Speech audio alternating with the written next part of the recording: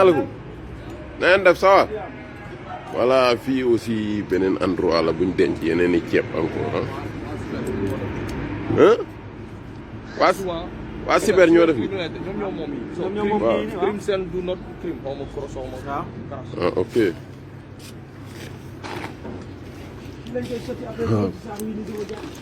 Ah saako yi lañ koy sotti yu xonq yi saako yi yu bees la donc saako yu bees yee nekk ni ci lañ koy sotti mixé ko xam nga ancien saako yi moo nekk nii waaw waaw après ñu andi ko sol ko ci saako yi mais ça c'est grave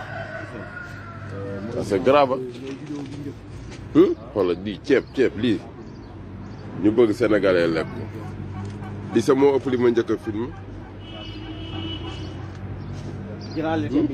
ceeb baa ngi nii c'est grave mais ceeb benn baaxul xoolal lii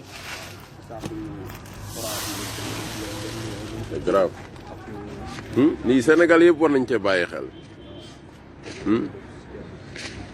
voilà so maa ngi nii ci kaw ceeb bi laay dox tu vois mu ngi nii tout ça c'est du riz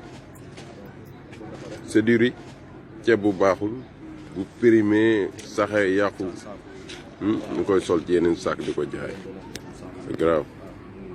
partagé ko ndax ñu bari jot ci te bul fàttee abonné ndax ci seeni njariñ rek lañuy dox.